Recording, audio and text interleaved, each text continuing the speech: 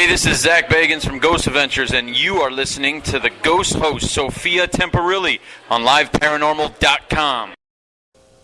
Today we welcome Tennessee Wraith chasers Scott Porter and Stephen DOOGIE MCDOUGAL of Destination America's hit series Ghost Asylum, Haunted Towns, and Travel Channel's Haunted Live.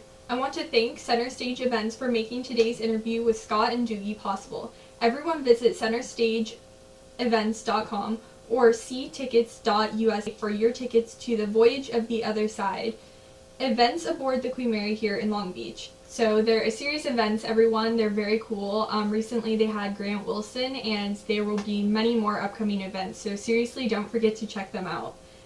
It's hosted this upcoming Saturday by Scott and Doogie of TWC on February 23rd. Everyone visit centerstageevents.com, ctickets.us, queenmary.com, TennesseeWraithChasers.com, Twitter @PorterTWC, @DoogieTWC, @center_stage,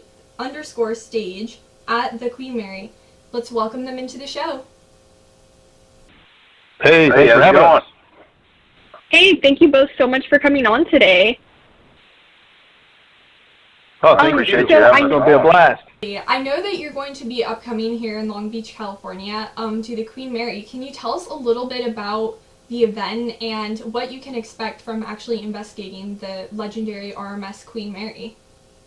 But no, this is a great event series where the investigations are going to be ongoing, and we're going to be building on evidence that's already been collected on the Queen Mary. So Grant's investigation that he did there, we're going to be building off of that evidence in our investigation as well. So we're going to take people along with us as we grow this. This is one of those new things, an ongoing investigation, unlike anything that's been done before. So it's going to be amazing to get in there, investigate the Queen Mary. The Queen Mary is a beautiful ship. I mean, all the amazing history and the connection to the to the World War II and how it transported troops and the accidents that occurred and everything. I mean, just this is going to be an investigation that you're not going to want to miss. Very cool. And, you know, the Queen Mary has so much history. Is there a specific spirit that you're looking to contact? You know, there's John Petter down in the engine room, Jackie aboard the ship. Is there anyone specific that you're going to try and communicate with? You know, I think we're going to keep it open. You know, I don't. Once we get there and we get a chance to go through the evidence that Grant has collected in that investigation, we may have a better idea of what we want to go, the direction we want to go. But as far as I'm concerned, you know, I always keep the investigation open. You know, I believe that the spirits are able to roam wherever they want to go. So you never know who's going to show up. That's kind of my point on it too. You got to keep it open, because if you go in with a mindset that this is the only person I want to communicate with, then, you know, if there's any other spirits roaming around, you know, it may be just like a human being, but like, well, they're just ignoring me, so they'll just, you know, go away. So I think it's always a good thing to keep an open line of communication with whatever spirit's in there to see who and what wants to talk to you. Is there any specific equipment that you'll be using that night? I think we'll definitely be using. We use an app called the Echo Box. I think we were probably definitely going to use that, and just your normal, you know, millimeters, that kind of thing. But I think the biggest thing that I want to experience is, you know, meters don't really. That stuff doesn't concern me sometimes. I like to go in there just for the personal experiences. And, you know, I'm hoping the people that are with us have those personal experiences instead of just watching a meter flash or, you know, something of that nature. You know, it's nice just to have that first personal experience. And I think everybody comes to these things just to have those. Yeah, definitely. You know, the Queen Mary was the very first place I ever investigated, and it's such an amazing experience every time you go there. So you really never know what you'll get, but it's always so fun to just walk around and kind of see the history there. Of course, yeah. Oh, absolutely. You know, and to think about the life that the ship had, you know, and being one of the most majestic ships on the open sea, and then being turned into a troop transport, you know, having to zigzag through the sub-invested waters during the war, transporting ships or transporting troops, and then wrecking into other warships and sinking those, killing hundreds of people there. And you just never know who's going to be hanging on to end of that ship while we're investigating her out there. Yeah, there's, reportedly over 500 ghosts on the ship, and I'm sure there's still more. A psychic aboard the ship named Peter James said that many years ago, so I'm sure that there's even more today. Oh, absolutely. No doubt.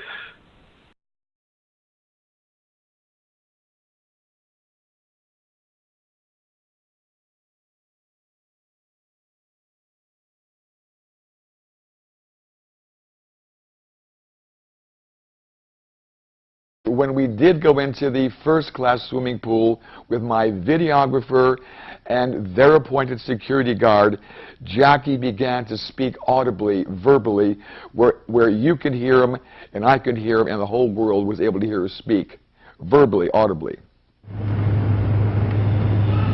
Yes, here, come hold my hand now, Jackie.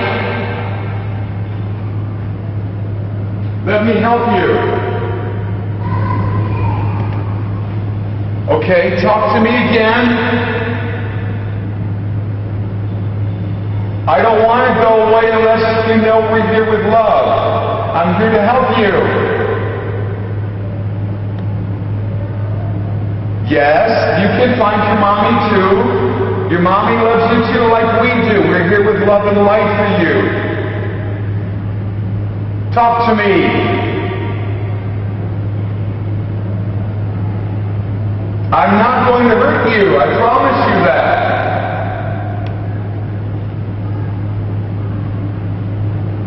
Show me where you are, Jackie.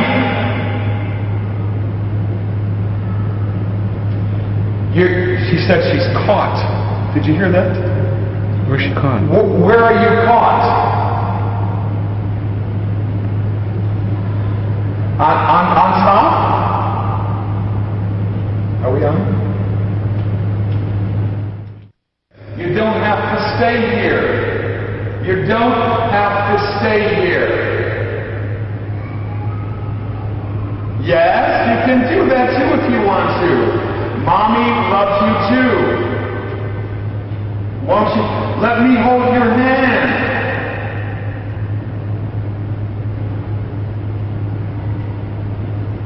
Let me hold your hand.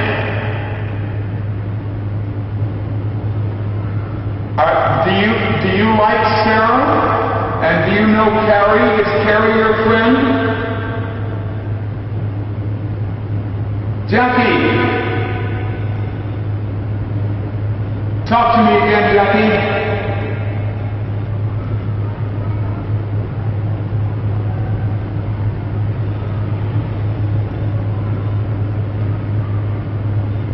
She's singing. Yeah, I hear her. She's singing. Can I sing with you? London Bridge is falling down, falling down. London Bridge is falling down. Can you sing with me? Sing with me. Hello? Sarah.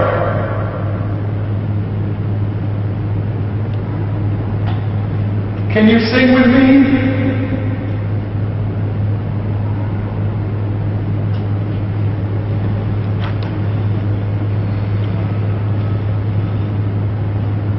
I want to go back, then I want to go back.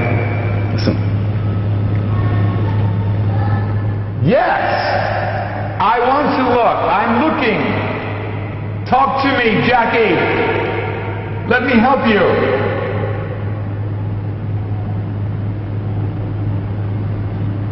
London Bridge is falling down, falling down.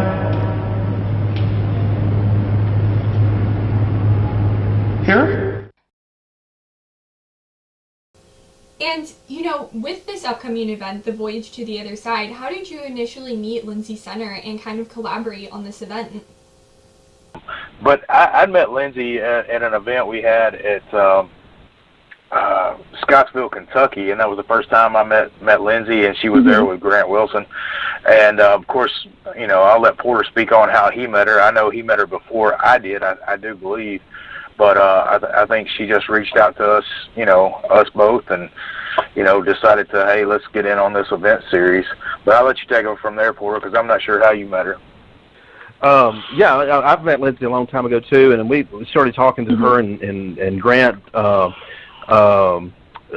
Gosh, at one of the Paracons we went to, and then she started representing us, and then reached out to us and told us about this event that she was putting together and asked if we want to be part of it. And it's like, man, absolutely. This sounds cutting edge, like something brand new that no one's done. So we would love to be part of that and love to compile evidence over a long period of time to try to see how different investigations with different people compare and how the evidence will stack up and show us the direction in which we're going. Definitely. It's such an amazing event and series of events. I can't wait to see what everyone captures there when they're all over, but it's so cool that you guys are going back to back to kind of investigate from different standpoints and see what you capture and if they link together in the end. I do know we have to take a quick commercial break right now, but we'll be right back with more questions. This is author Alexandra Holzer, and you're listening to Ghost host Sophia Temperilli. Hi, this is Jeff Belanger, host of 30 Odd Minutes, founder of GhostVillage.com, and author of lots of your favorite paranormal books, and you're listening to the Ghost Host, Sophia, on LiveParanormal.com. Boo! Hey, this is Zach Bagans from Ghost Adventures, and you are listening to the Ghost Host, Sophia Temperilli, on LiveParanormal.com. Congratulations to the Ghost host, Sophia Temperilli, for celebrating 7 years of broadcasting on LiveParanormal.com.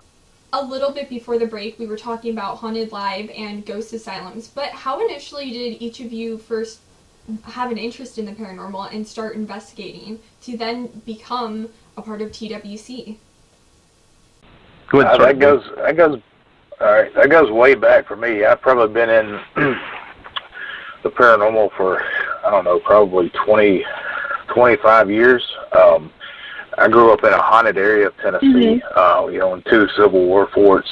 And you always heard the stories as a kid, about the soldiers, about the train tracks, the tunnels, the lady in white that roams the tunnels, which I think every town has a lady in white, it seems like. But it's just always intrigued me, and it led up to my grandmother and grandfather passing away and things going on in their home that led me to really dig deep into the paranormal and start investigating this stuff. And I think it was Porter and I have known each other for years, and even my home that I live in now has had activity.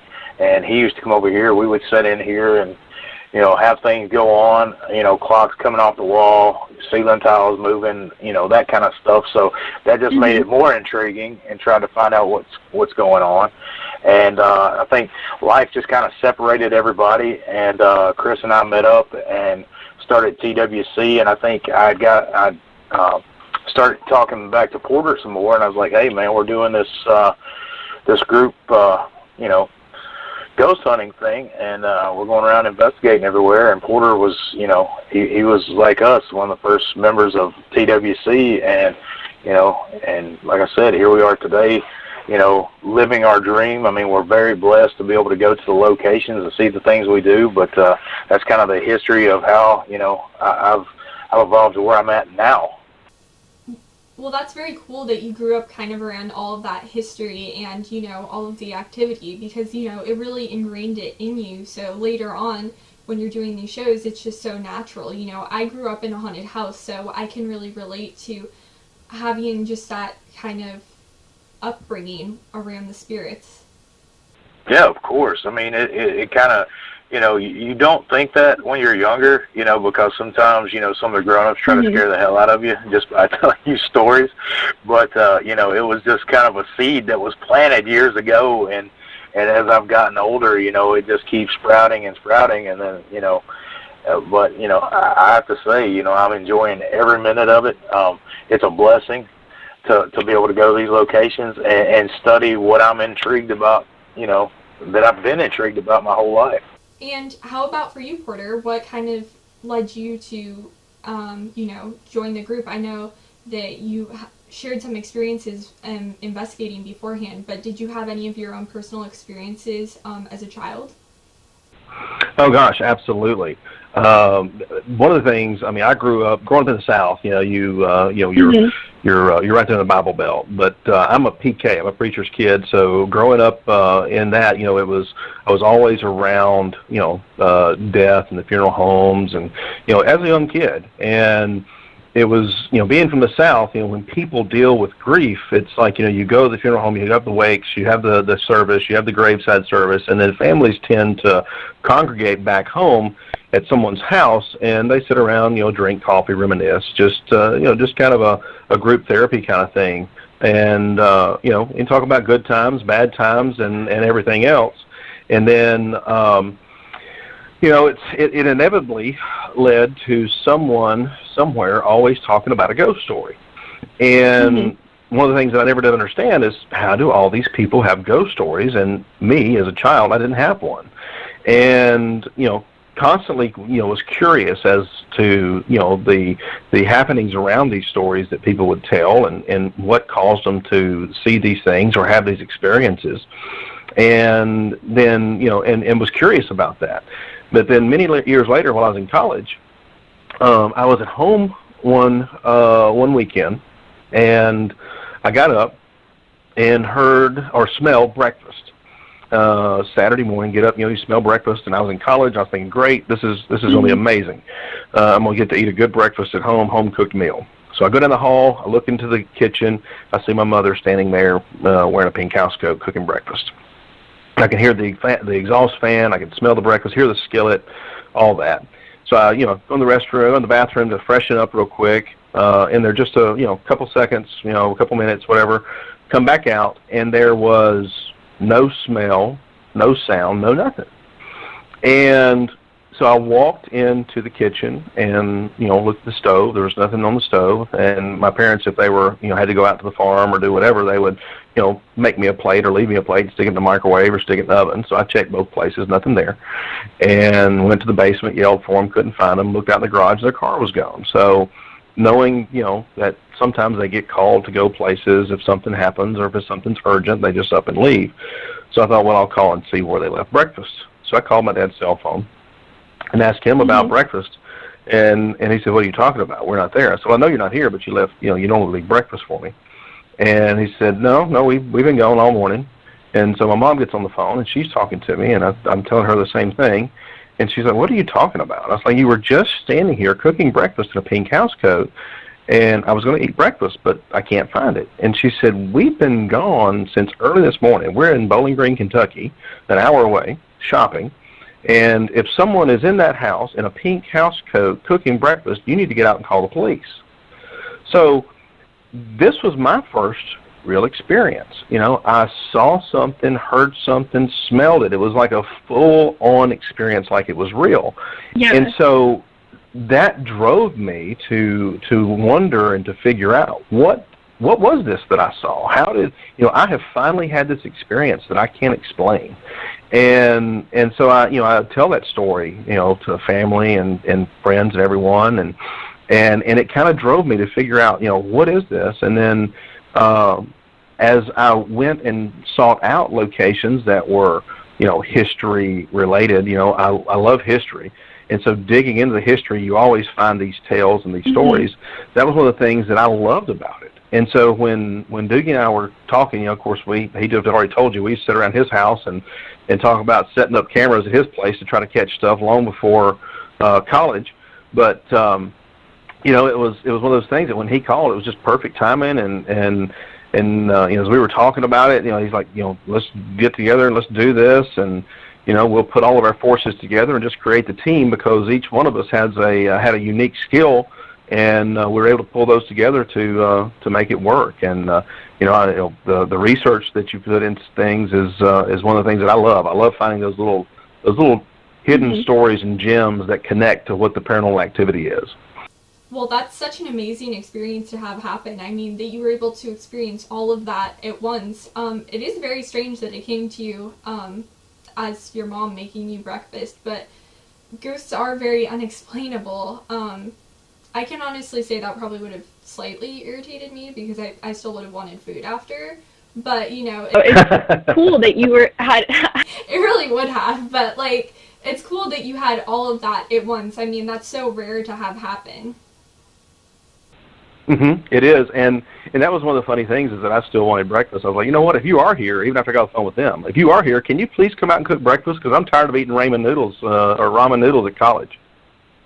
Yeah, I get that. I would be like, I still want the food though. Like, I just couldn't help but think of my own experiences with that. Like, you calling your parents, like, where's the food? Did you leave me food? And I could just see myself in that situation doing the exact same thing. And, you know, probably just wondering, hey, I just saw something that wasn't there, but still the food's not there either. I mean, the food's the important thing. I'm not worried about the ghost. I want the food. Yeah, who cares about the haunted house? I mean, the food. If they could help out a little bit, that would be great too. But yeah, that's so cool.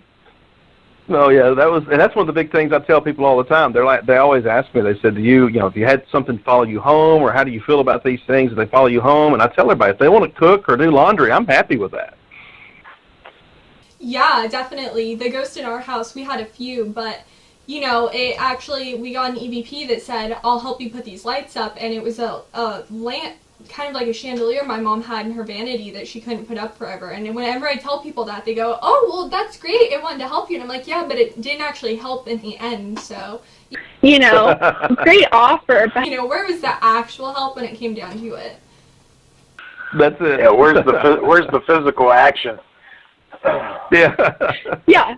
The light had been sitting on the chair in my mom's vanity, too, for about, 6 years. So it waited quite a while to offer the help. Oh. I think it just felt bad for us. That's why the ghost was offering to help. It's like, hey, come on, you need to get this stuff done. Yeah. They're just like, look, even for me being, you know, dead, this is a little bit overboard.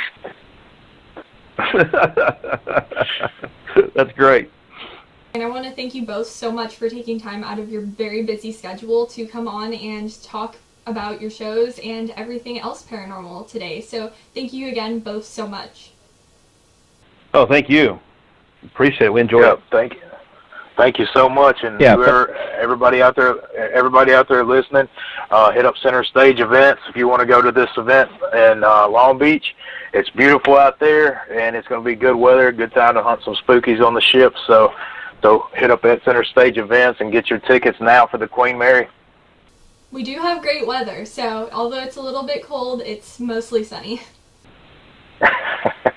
I'll handle cold and sunny any day compared to the weather we've been in lately.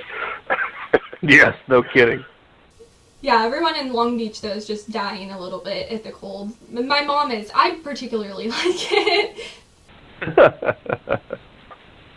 Well, thank you guys again so much, and have a great rest of your weekend. You as well. Thank you. You too. Thanks. Bye, guys. Thanks. Bye.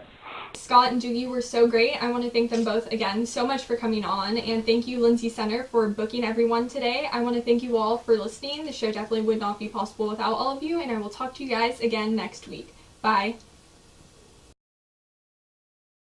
Hey, this is Zach Bagans from Ghost Adventures, and you are listening to the ghost host, Sophia Temperilli, on LiveParanormal.com.